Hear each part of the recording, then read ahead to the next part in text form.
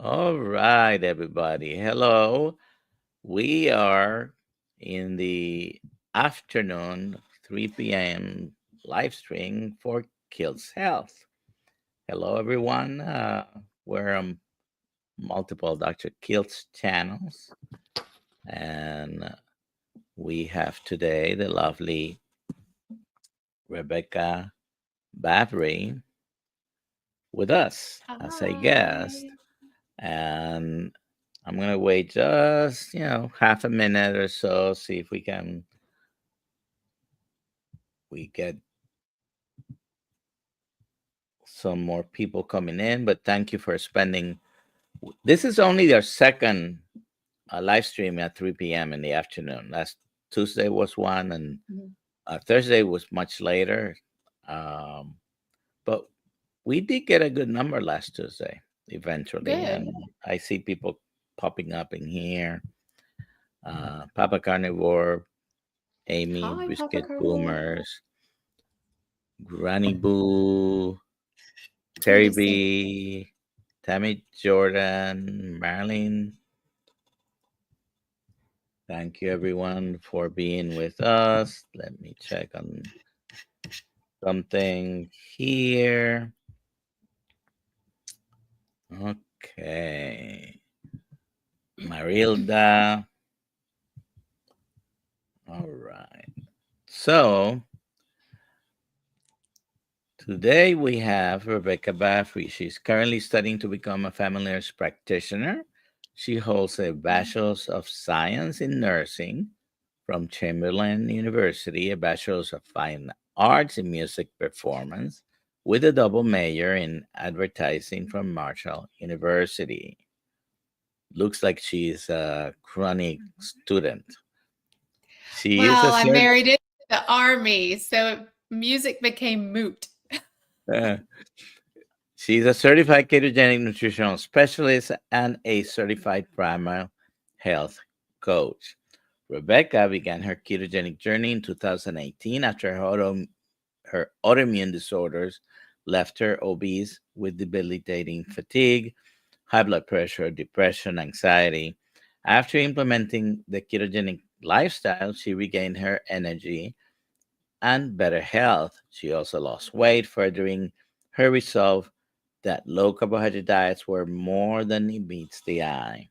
She went back to work, went back to school, and sought out certifications that would enable her to help and advocate for others. In 2022, she found the PhD community, Dr.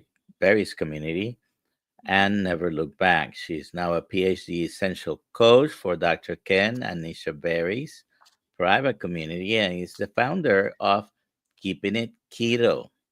She is the author of the Ketogenic Workbook, which can be found on Amazon, and has also published La Guia Keto and Fat to Fit. Yeah, I have She's also a articles in member there. of Yeah. the Healing Humanity team.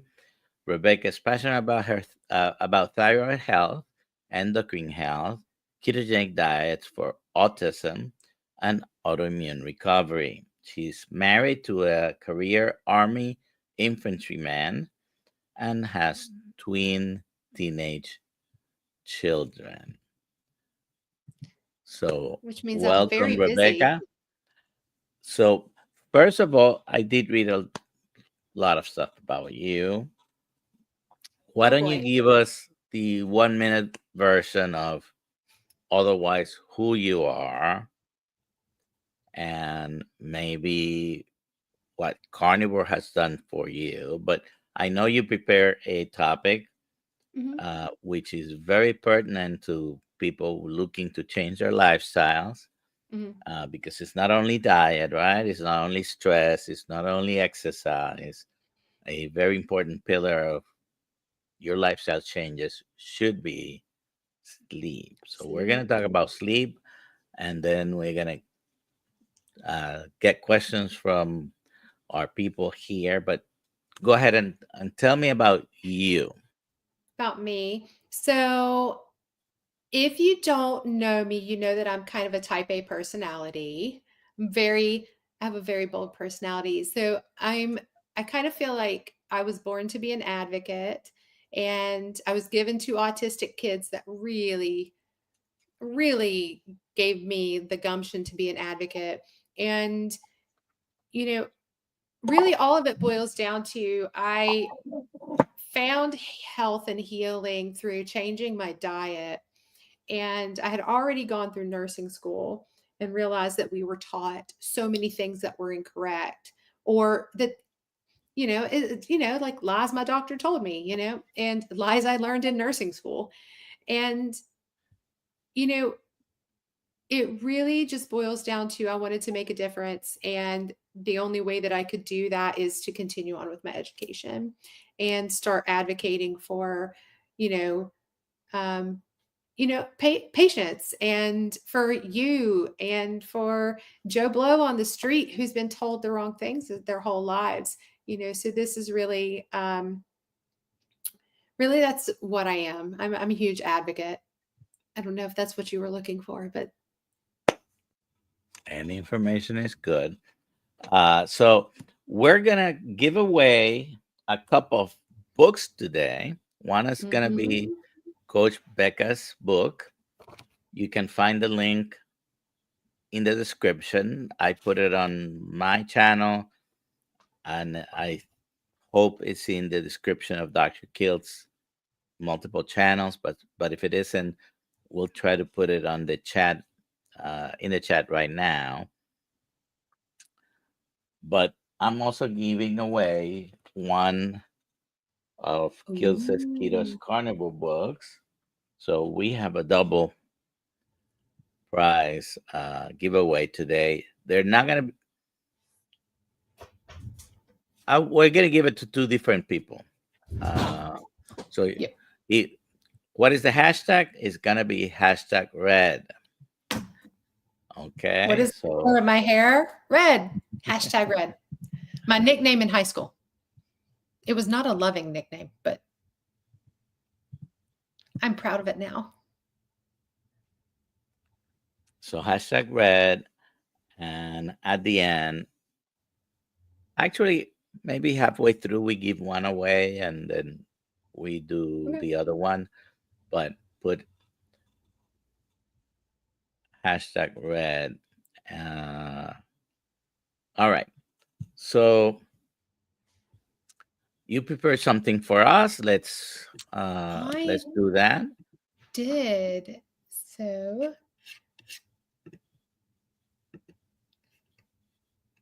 and this is going to be pretty down and dirty, guys. I'm not going to spend hours talking to you about sleep.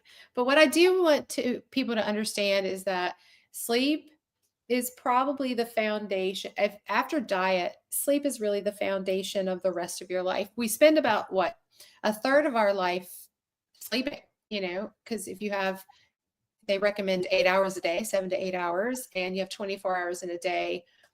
We're supposed to spend a third of our life sleeping because that's when we repair. That's when we process. Our brain processes everything that we've done throughout the day and stores it into memory. Um, and, you know, I think that a lot of people are doing all the right things, but they're not necessarily taking care of their sleep. So, kind of why we need good sleep. Really, and there's a down at the bottom, you can see that where there's some research on this. We have a lot of research on this, guys. So it increases the risk of all the metabolic markers of metabolic syndrome, right? So this leads to increased blood pressure. If you don't have a good night's sleep, you're going to have increased cortisol, which is in turn going to raise your blood glucose, which is also in turn going to raise your insulin. And, that can have a trickle down effect with all that huge stress response, with your muscle mass later. So increases your risk of heart disease and diabetes and obesity, and just a lot of chronic diseases. It will weaken your immune system because of the cortisol. You have so much, this steroid hormone running through your body. It does lower your immune system, so you do get sick more. And it leads to the, mental health changes. So when you go to sleep at night, like I said, you do all your processing. Well, if your brain can't process everything that is going on throughout the day, you're going to have irritability, you're going to have depression, anxiety, memory and cognitive problems, mood swings. And so just fixing your sleep can help with a wide range of even mental health issues. You do have the poor memory, slower thinking, slower reflexes, um, and really, it is a huge detriment when you're not sleeping well. So, what is sleep hygiene? So, this is kind of what we, talk about, um, is the sleep hygiene. So, it's really just habits and practices that help improve your sleep quality. So, these are things that you put in place to help yourself go to sleep, whether it's turning the lights off at a certain time, and we'll talk about that. So I think that we did this with our kids because because they are autistic, they need a schedule. We started doing this pretty early in our family, and it actually paid it forward a lot for us because we got into a routine of always having this set bedtime. 7:30 rolls around, there's something that happens. 8 rolls around, something happens. 8:30 rolls around, something happens. And we have those little things in place to put us on a schedule. And that has really helped. So I do encourage people to set a sleep schedule. So whether you started at 7:30 and you're winding down, you're like, okay, everybody, it's time to, you know, dim the lights, turn off the electronics. We're going to sit and read a book for 30 minutes. And then 8 o'clock, it's time to go and put on your pajamas, brush your teeth, and then by 9 o'clock, you're in your room, lights out, ready for bed.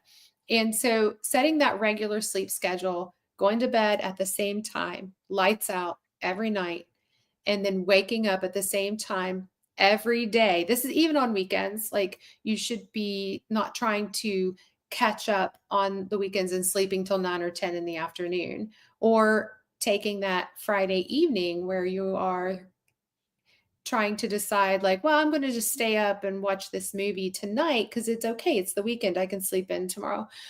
That can really put you back on your schedule, and have detrimental effects, paying it forward. So another thing to do, it's really important, is, creating a very calm sleep environment.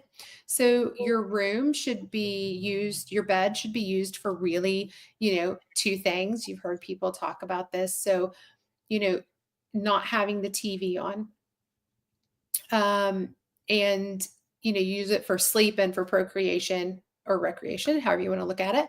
And, your room should be quiet. It should be dark. It should be cool.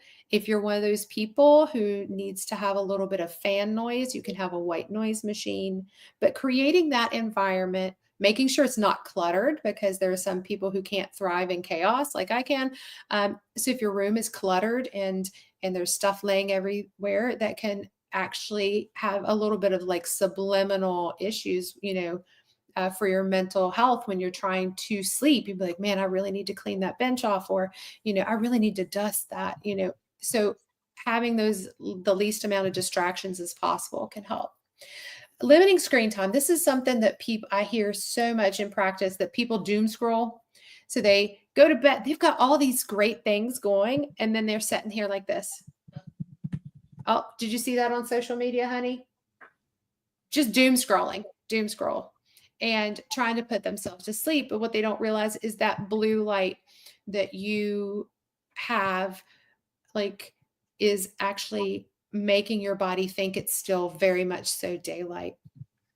Do you, So, do go you ahead. have a specific time frame or Usually an hour before sleep. So if you typically are the person that's like, I lay my head on the pillow, lights out, everything at 9 o'clock, by 8 o'clock, you should have shut off the phones, the computers, the TVs, anything with a blue light. So if somebody's one of those people that has the blue light bulbs, so the daylight bulbs, those are considered a source of blue light. So switching those to the more calming orange light that nobody likes, um, because it's not as bright.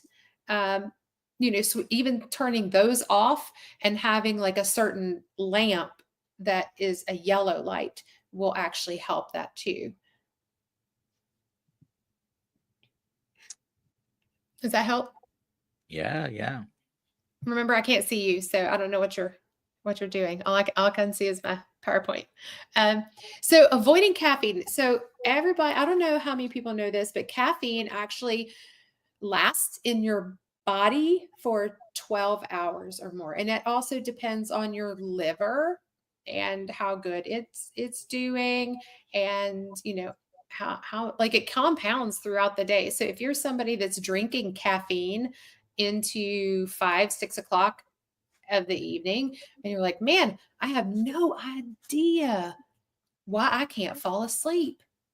It could be the caffeine. And I will say that there was a time when I could drink a pot of coffee all the way up until 8 o'clock at night and lay my head down and go to sleep.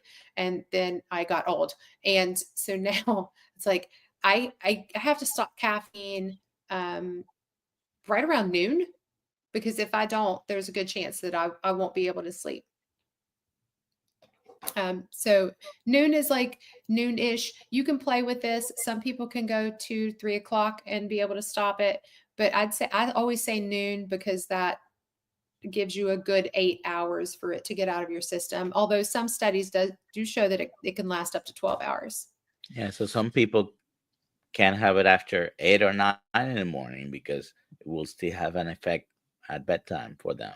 Yeah, it can. So if you're a whole pot drinker, then drink it before then. Although I don't recommend drinking a whole pot of coffee. I promise your blood pressure will go down if you stop drinking a whole pot of coffee throughout the day.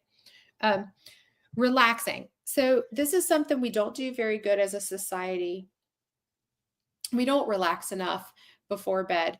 A lot of times people sit on the couch and they scroll through TV, and we've stopped doing things like reading books or listening to soft music or dimming the lights. It used to be that before there was electricity, when like you had to light candles. Once the sun went down, there was no light, unless you lit candles. And not everybody, wanted to waste, candles, because it's an expensive process to make them back, in the days before electricity. So, we've gotten out of this habit. And one of the most important things that you can do is set some sort of relaxation before bed.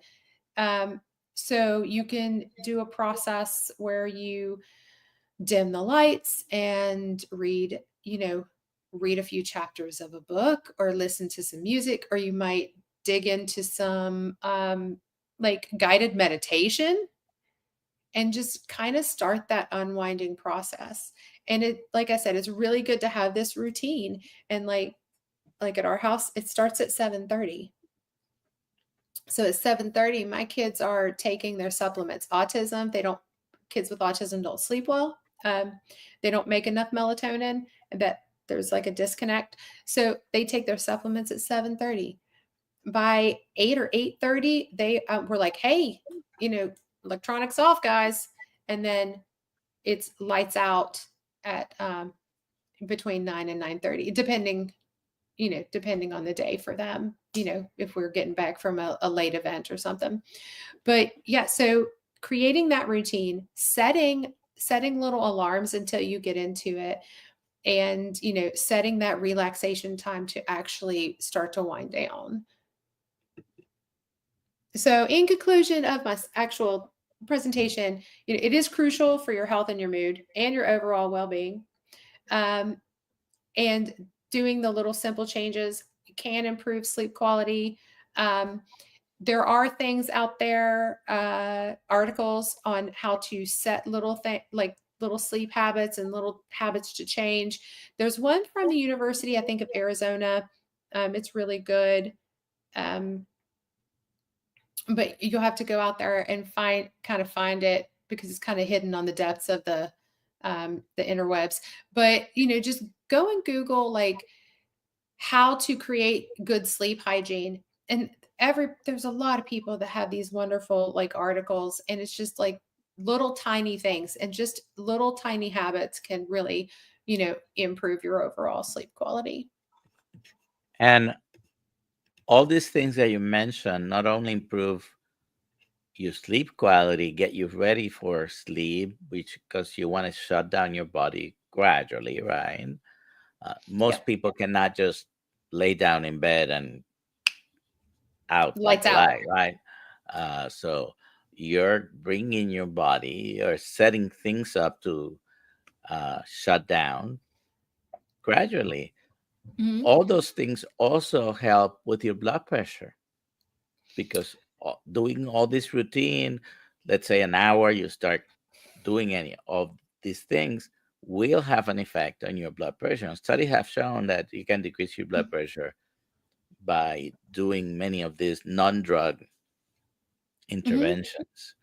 Yeah. Uh, so very good. So Yeah. we have a couple of questions already. Sure. So I don't know if this was well, let me show it. Papa Carnivore has carnivore slash keto put your depression and on anxiety into remission.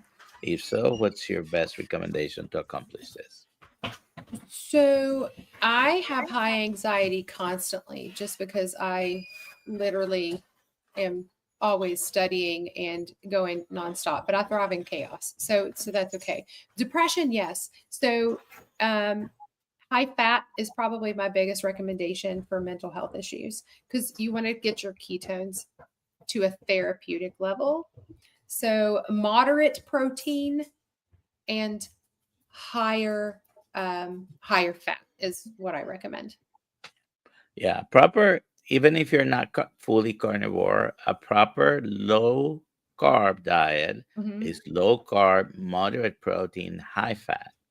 Mm. And although And making.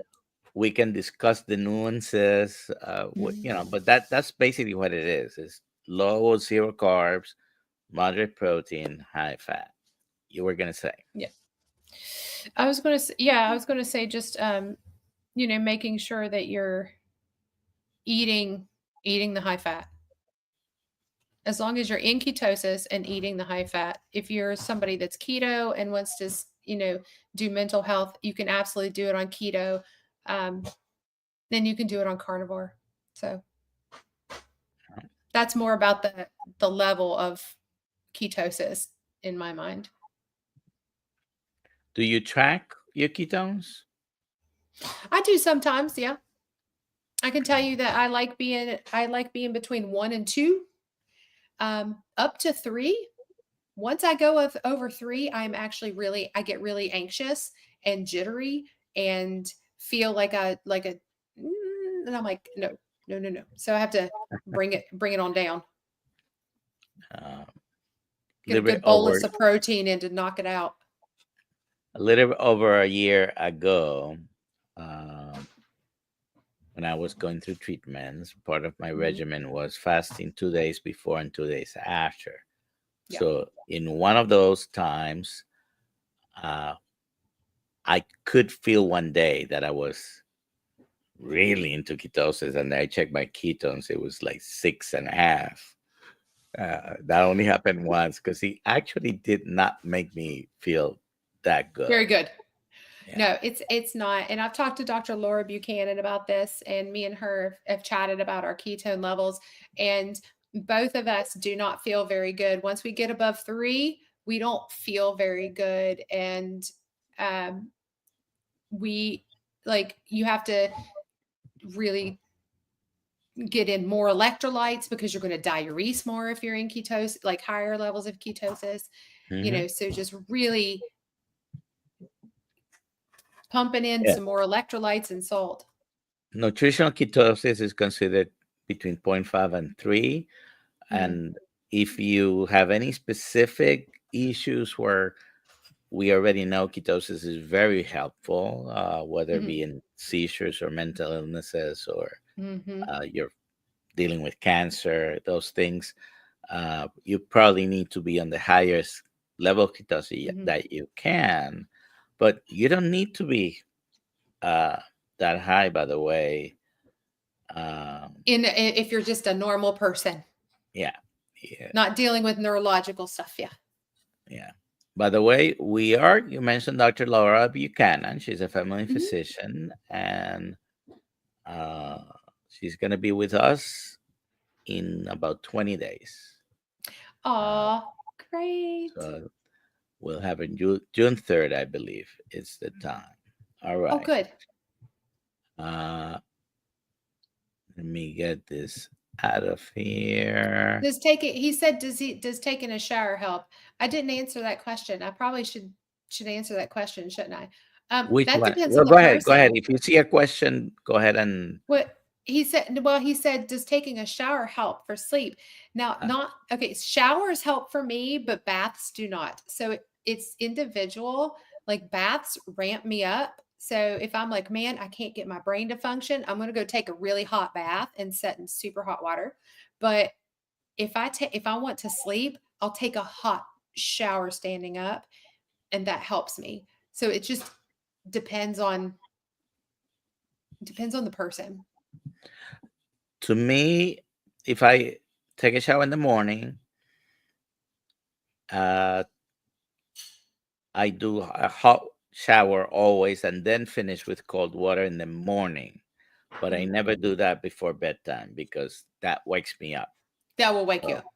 so I do hot water and that's it. And that relaxes me and I can get into bed. I Yeah. If I do hot water, because when I do the cold water, then I let it run for about 3 minutes. At the You're 3 minute brave. mark, more or less, Mhm. I'm starting to shiver. I know I did my cold plunge because I don't have a barrel to get into or anything like that, but that is cold therapy basically. And Yep. all right, so I can barely apologize, get my guys. I'm by ketones. myself here, so I'm trying to start to mark a few of the questions. Okay. So Caitlin says, I rarely can get my ketones over 1.2. Well, 1.2 is a good number. Okay. Good. Most of the Yep. time I am below. I assume this is fine. How can I increase my ketones effectively, Coach Rebecca? I mean, it's um as long as you're above zero point 0.5, that's considered nutritional ketosis. Although I did hear that um, there are some people thinking, like in the low carb space, thinking about lowering that threshold to actually zero point 0.3. I don't know if that has come down the pipeline yet. However, higher fat. I know that this is a carnivore channel. However, MCT oil can increase your ketones because MCT oil goes straight to the liver to be processed into ketones. And it's pretty interesting because it can be MCT oil, it could be coconut oil if you like frying your foods in coconut oil. Or you could just throw Yeah. some in your, you know, in your The coffee. MCT oil is from coconut oil. And what's the difference? Well, Mhm. the MCT oil is specifically meat chain triglycerides 8 and 10. Mhm. And coconut oil just has plenty, but also has other fats. So Mhm. I do use MCT oil myself. Mhm. Usually I stop that a couple of days before traveling uh, because too much MCT will have the same effect as too much fat. And too much laxatives. All right. So I think it's okay. You're not Yep. committing a sin. We're not going to be Yep. around the corner looking at you. Okay. So If you're yeah. using MCT oil every day and you're not seeing ketones above 1, then I would track your food intake, measuring everything out for a week and see what your protein and fat ratios are. So um, if you are not eating a higher fat to protein ratio, then it's likely that that's possibly why, because some people just react a little stronger to protein. I think also the longer you've been carnivore, the it's possible that the more difficulty you have making ketones. Yeah. I've experienced this myself, and I've gotten, I've asked some of the experts in the field about that a little bit, and Hmm. uh, they all give me a different explanation. So I'm not going to go through them because when you get 10 people to give you 10 different explanations, most likely, you know, nobody knows. Yeah. Well, I Uh, mean, people, you do become more efficient at using it, like for fuel. So your body gets really good at being like, well, I don't need a whole lot, because what you're measuring in your blood is actually is what is left over. Like that's what's floating around that your body's not using for fuel. yeah. So, And like, so you don't know how much you're using. You may just be using a lot, and you don't have a lot of excess to measure. so what we measure in our blood usually is beta hydroxybutyrate. Hmm. What we measure in the urine is acetoacetate. And And then, a lot of people para this, and I say para because you're repeating something uh, hmm, that is not completely accurate. yeah, So the strips are accurate in measuring what they measure, hmm, but uh, after a while of being on a ketogenic diet, the amount of acetoacetate you're going to excrete in the urine goes down. Okay, yeah, so that's just what happens. It's not that they are not accurate in measuring it; they're measuring it accurately. Just it's different things. And then hmm, the what you measure in the breath is acetone, just acetone, like what you use to nail nail polish, nail remove nail polish polish. remover. It, And by the way, the beta hydroxybutyrate in the blood before it can be used, because it goes back and forth between the three of them, mostly acetoacetate to beta hydroxybutyrate.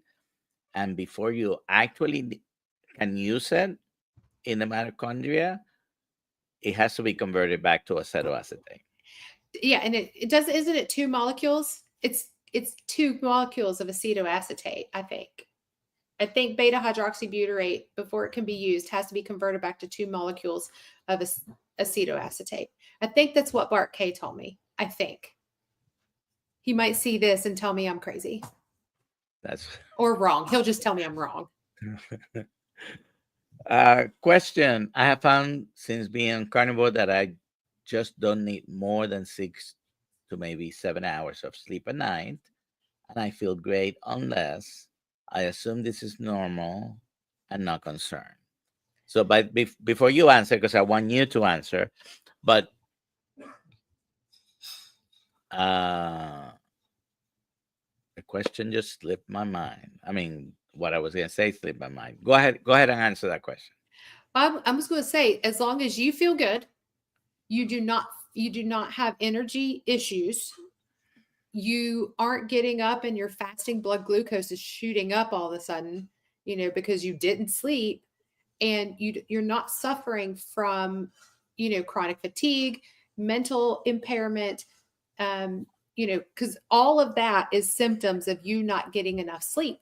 So if you're not, you know, really dealing with that, and you're going to bed and waking up and life's great, then I'm not worried about it.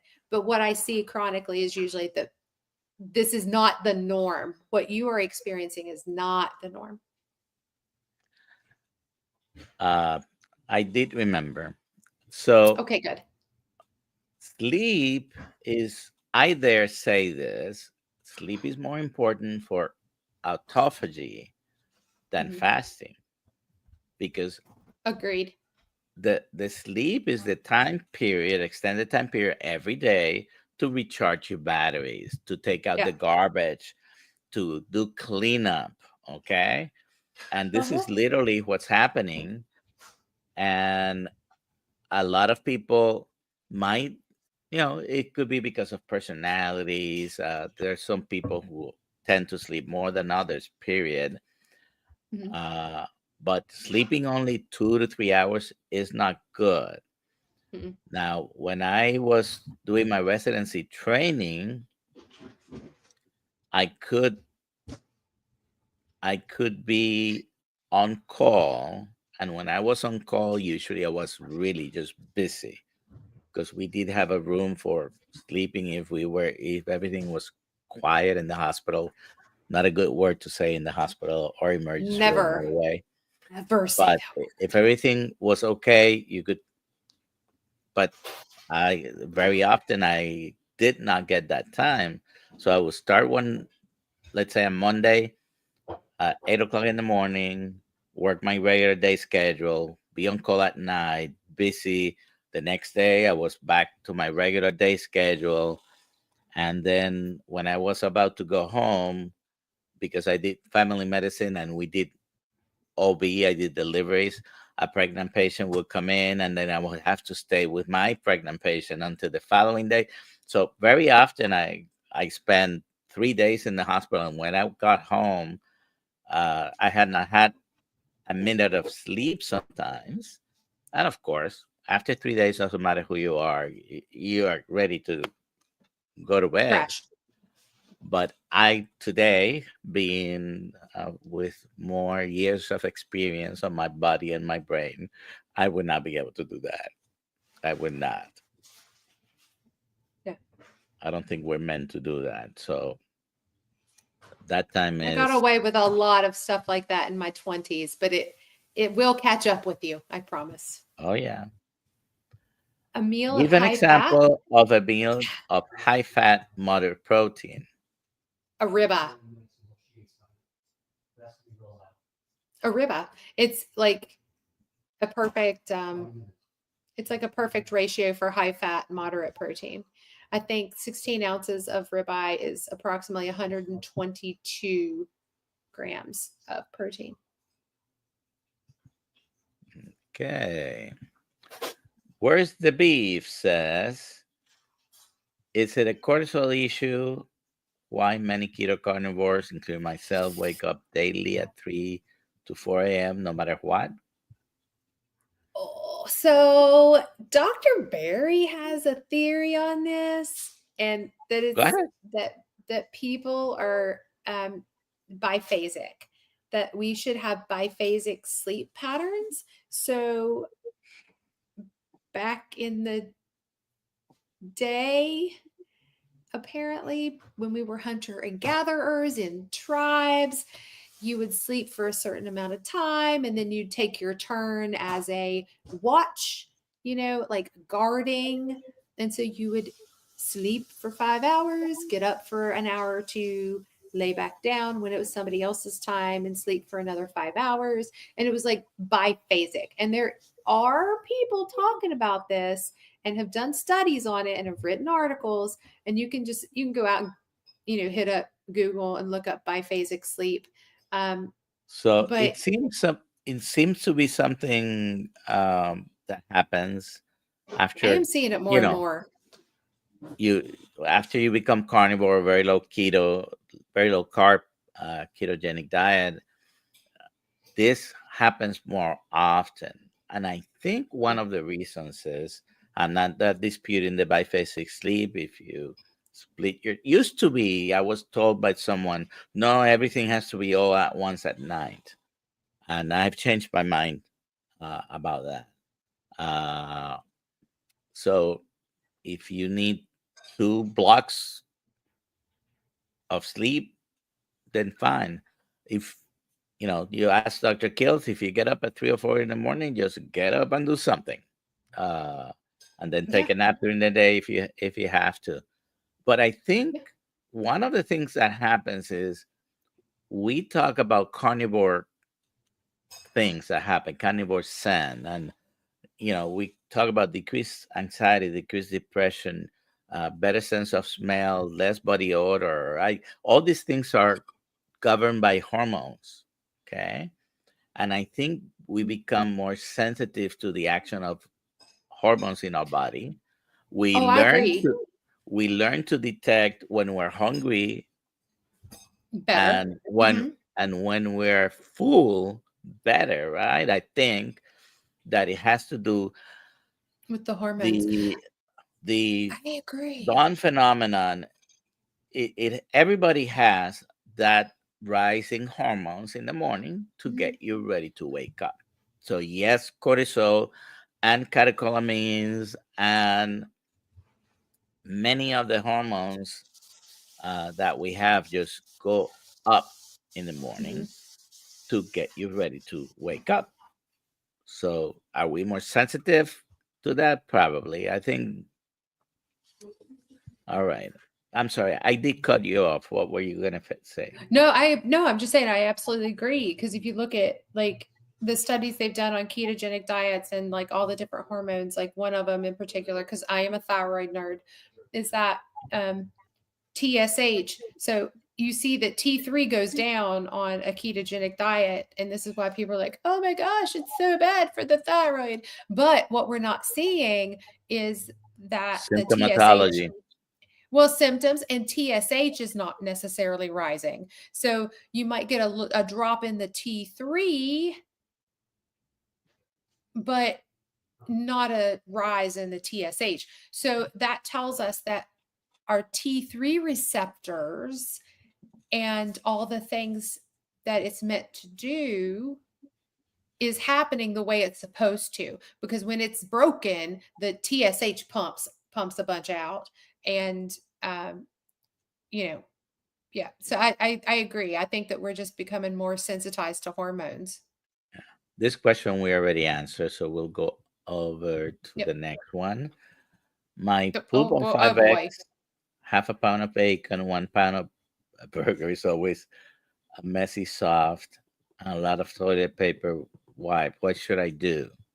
Well, here's the thing, there's this thing called the Bristol stool scale. If you are not a 1 and you are not a 7, I am less concerned about 2 through 6. So you might just be somebody who has a blobby, pasty poop. And you could decrease the fat. I saw that I think it was either Papa Carnivore. I think it was Papa Carnivore that answered it. Um, you know, don't re-pour over fat if you are pouring fat over your food. Um, eat the fat that is attached, but don't re-pour off the liquid. Yep. It'll go right through you. Yep. As long as you're not pooping straight water 3 times or more a day, then it's not really considered like diarrhea. It's just considered loose. All right. So I'm not understanding the term cortisol. Can you explain? And Uh, I am healed Healed of of the the H. H. pylori. pylori. That's awesome. Because H. pylori sucks. Um, so I mean, cortisol is just a steroid hormone, and it rises and falls throughout the day. It's very cyclical. You'll see it do this throughout the day. If you almost get into a car accident, you're going to dump a whole crap ton of it plus a bunch of other hormones. So, but every morning you have this little bit of a rise. There's a cycle that rises a little bit, which the cortisol, when it rises, it triggers blood glucose to rise a little bit, triggers a little bit of a release of insulin, and it triggers a whole other cascade of things that wakes you up in the morning. So, like, it's just um, yeah, it's just mostly a stress hormone, but you need it to live. Do you know what the backbone of cortisol structure is? Oh, are you asking me a pathophysiology question? Do I really have to see if I can remember this? More, I guess, more. Steroid hormones. I thought that steroid hormones were amino acids, and then sex hormones were cholesterol.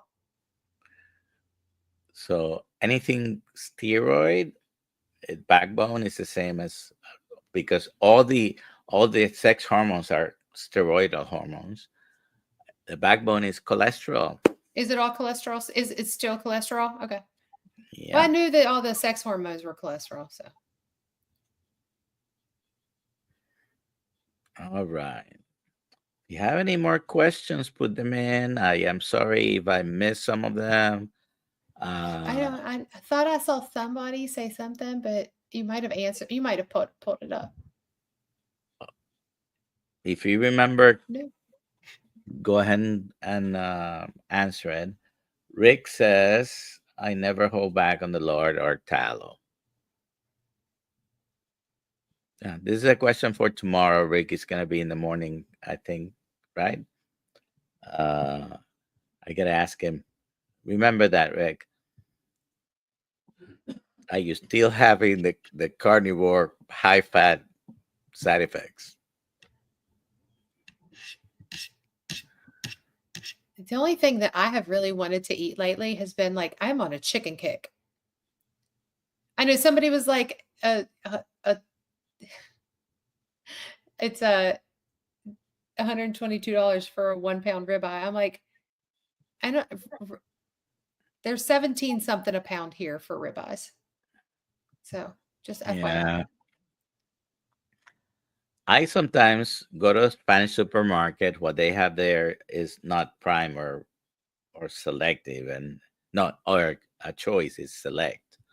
But I can get a primal, a rib section for 8.99 a pound. Okay, I need to go to a Hispanic butcher then. Well, basically I'll see if I can find most one. We've got most several supermarket that crunchy. most Trying to supermarkets see. that uh most supermarkets that sell cheap meat very often is select quality, Yeah, and like places like Walmart or Sam's Costco, you probably will find prime and choice, but no select, but less select. Yeah. because it's usually a little bit tougher and not as marbled and all those things. But you can play See. around with those things, either Yeah. dry age them, or if you I don't have sous vide, but sous vide is a Mhm. wonderful way of making them extremely soft. Yeah. We do have a question from Dawn, and this may be more you. It says down on the bottom question is suggestions for MTHFR people. I mean, my suggestion is that most of us walk around with at least one mutation in the MTHFR gene anyway. By the way, some people with the mutation, it depends whether you know the degree of problem that you have. Yeah, But definitely, if you're going to take a supplement or your B12 or folic acid is low or methylated. anything like that, then get a methylated. And it's a simple solution. Get a methylated Yep, supplement. Uh, B12 injections, for example, are cyanocobalamin usually. Uh, so I prefer that you buy a sublingual tablet or liquid that has methylcobalamin, and that will get straight into circulation. Uh, People who are on certain medications also have decreased B12. The best absorb uh, supplements, and we're talking mostly about the B vitamins, are the methylated ones. Okay.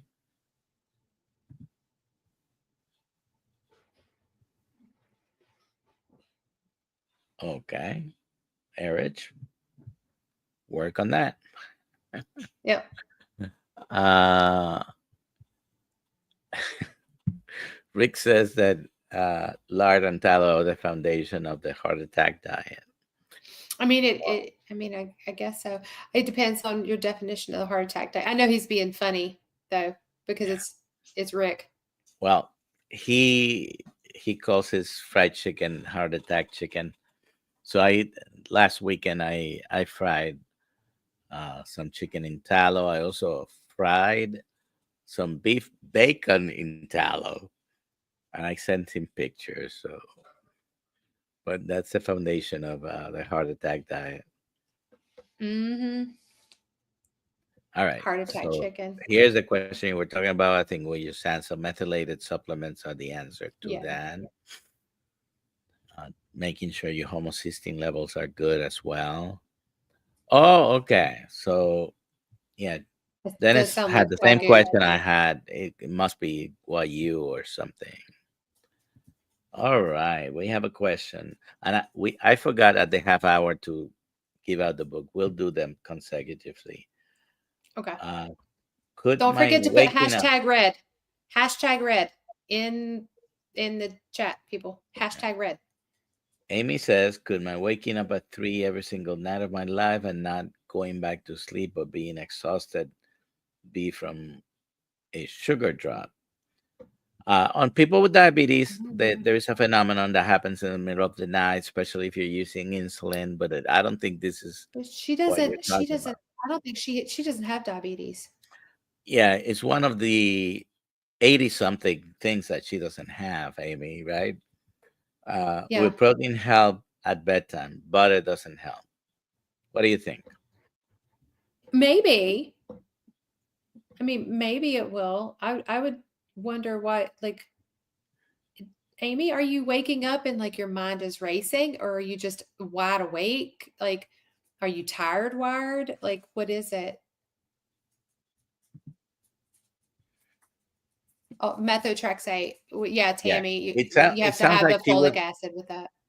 I think she was having that before even turning carnivore. So that might be a matter Probably. of, among other things, matter of habit. Tammy says that she needs to take folic acid because of methotrexate. Yep. Methotrexate is an anti-folate Depletes. Yeah. medication, basically, and you have to supplement. Folic acid is very important.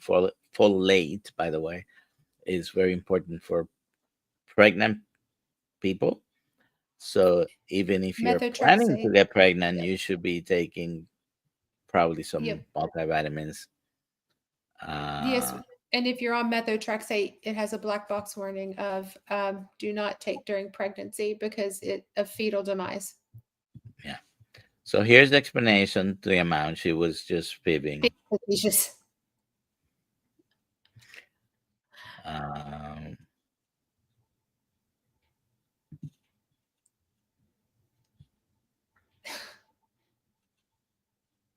all right. Don't jinx So yourself though, ever. Charter, Mopar. Ooh, normal serum iron, low under low unsaturated iron binding capacity. Any suggestions on what to ask my primary care doc? So if if you're your serum iron is normal and ferritin is probably also normal, then and the iron binding especially capacity, if the iron binding capacity is low, doesn't that mean that that's already everything is already bound? is occupied. Yeah, So everything's this occupied. is So this is a good so- thing. yeah. Yeah. Look at me. Look at me connecting those dots. In many things in medicine, things do not have a direct linear relationship, but it's opposite, right? So when one thing goes up, the other one goes down. Thyroid would be the quintessential example because when some of the hormones go up, the other ones go down. And if you don't understand that, sometimes it takes some graphic explanation, like in school, to be able to understand this. All right, let's see. One question here. My husband is on 8 doses of 5 blood pressure medicine. It's keeping his blood pressure in 130/60s or 70s. Doctors won't look at the root cause to try to reduce I'd be some of looking at it. his kidneys. So, first of all, 100% of hypertensives, okay, when we take the full amount of hypertension, about 90%, when I went to medical school, I learned that we didn't know what it was. BS, but we know what it is. It's most likely hyperinsulinemia. Mhm. But There are multiple other things that can cause high blood pressure. Secondary causes, yeah. And you need to look at the kidneys and your heart are the two main organs. By the way, the kidney directs more blood pressure than the heart does, but the heart Mhm. also is involved because it's the pump. And usually we're measuring the pressure inside the arteries of what the heart is pumping and when it's relaxing. Uh, Mhm. so, yes, there are things, and most doctors are pretty good looking at secondary causes. One thing that nobody does is get a fasting insulin uh, level and see if your insulin levels are elevated. And Mhm. you are here, you're talking about your husband, so I don't know if he's on a low carbohydrate ketogenic diet of any kind or carnivore because your blood pressure goes down. I still is it possible there is someone out there on a carnivore diet where their blood pressure went up? I guess everything is possible, but everybody I hear, oh, it went down, it went down, it went down, and Yeah. I I had a stroke in 2018. My blood pressure was I was taking multiple medications, high doses, metoprolol 300 milligrams a day, and lisinopril 40 milligrams a day. I am on no blood pressure medication. My blood pressure is usually in the 120s, 118, 115 sometimes. So I completely reversed my hypertension. I see Adrian is here. Okay. Uh, I'm going to show this last one and then we're going to do some giveaways. Yep. I've been in carnivore for 2 years and my ketones rarely go above zero point 0.7. Highest I've measured with a blood meter is zero point 0.9. I'd say that's fine. So that's fine. All right. Hashtag red. And I do see that we've had some entries. Let me try to show this.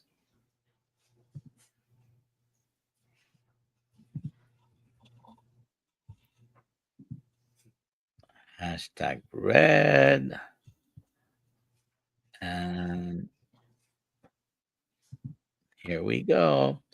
So we're giving away one of Becca's book. So this is going to be Becca's book. Paul Fuller. Paul, email Rebecca at where, Rebecca? Uh, Rebekah at whatisketo.com. So, and make sure you spell my name with the K. All right. Can you type it into the chat?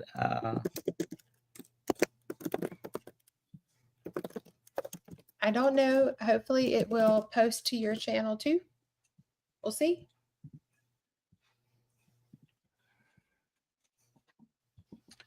That's the email. Okay. Yep.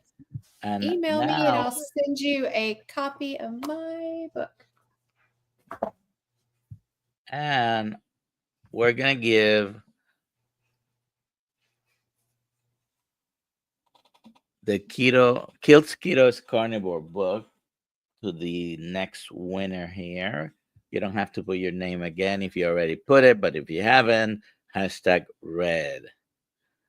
Okay. And this is for the Kilt's Keto is Carnivore book. Sabrina Sabrina. back. Okay. Email Alia at drkiltz.com. Alia at drkiltz.com. She's traveling to Tennessee right now. I'm going to Tennessee tomorrow for Meatstock. We're going to be away until next Monday. We're going to be having our lives in the morning. I'm even planning to have a live at 3 p.m. on Thursday with Nia Nova, but we need to see if we have the facility to do that over there. and hopefully we will. In the mornings should be okay because it's early and activities have not started. But Sabrina, email Alia at Dr. Kill, spelled out DOCTOR, kilts.com, and send her your name and mailing address. If Mhm. it's not within the 48 states, then she'll tell you what to do. Okay. Uh, Thank you very Make it much, your Rebecca, for business. being Yeah. here. Yep. Uh, and where can we find you and where can we find the book? The book is on Amazon, and you'll see if you look up my name on Amazon, you'll see the articles too that come up, but you'll see this come up and a 3-month planner. So the workbook is a 1-month planner plus some educational information and it's very basic and basically for people who like are trying to start a proper human diet and want to and track their symptoms and kind of have like a meal planner. And the 3-month planner is less education and more about all tracking.